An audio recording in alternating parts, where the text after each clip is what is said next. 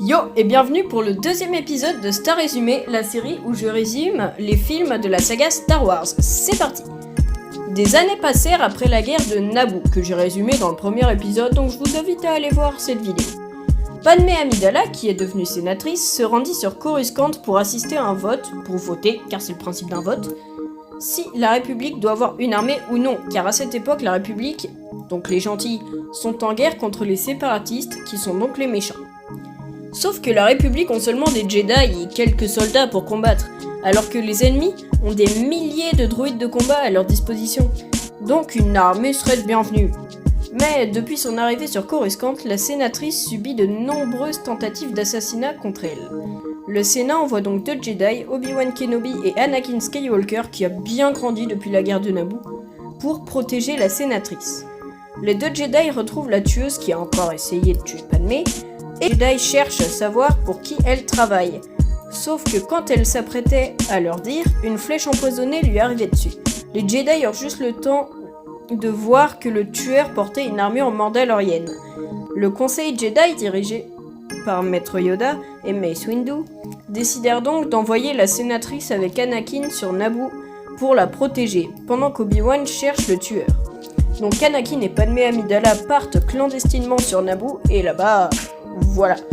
Mais Anakin a des visions et voit sa mère mourir, donc il décide de partir sur Tatooine, là où sa mère vit encore, normalement, et Padmé la suit. De toute façon, elle n'a pas le choix. Arrivé là-bas, Anakin part dans un village de pillards Tusken, les pires personnes de Tatooine, et voit sa mère mourir devant lui. Il décida donc de tuer tous les pillards sans en laisser aucun. Ah oui, il retrouve un droïde de protocole nommé C-3PO qu'il avait construit quand il était petit. Pendant ce temps, Obi-Wan découvrit que la flèche empoisonnée vient de la planète Kamino.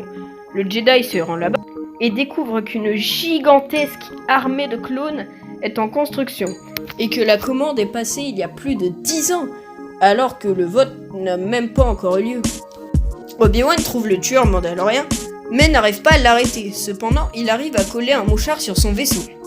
Obi-Wan informe le conseil Jedi et Anakin qu'il va sur Geonosis car le vaisseau du tueur va là-bas. Anakin et Padmé décident de se rendre là-bas pour aider Obi-Wan. Grosse erreur. Ils se font tous les 3 capturer par un Sith nommé le Comte Dooku, qui est au service de Dark Sidious, donc le seigneur noir des Sith mystérieux. Ils sont donc tous les 3 emmenés dans une arène afin d'être exécutés. Et j'ai aussi oublié de vous dire qu'Anakin perd la moitié de son bras de façon débile. Bref, des centaines de Jedi sortent des gradins pour aider les 3 personnes et des vaisseaux conduits par les clones de Kamino. Vous connaissez donc les résultats du vote. De nombreux Jedi meurent, le Comte Dooku s'échappe, mais à part ça, tout va bien.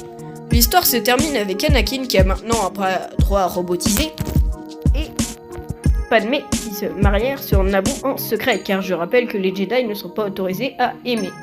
Et voilà pour l'épisode 2 de Star Résumé, la série où je résume les films de Star Wars. Si la vidéo vous a plu, n'hésitez pas à lâcher un pouce bleu, à vous abonner à la chaîne et à partager, c'est très important. Sur ce, moi je vous dis au prochain épisode.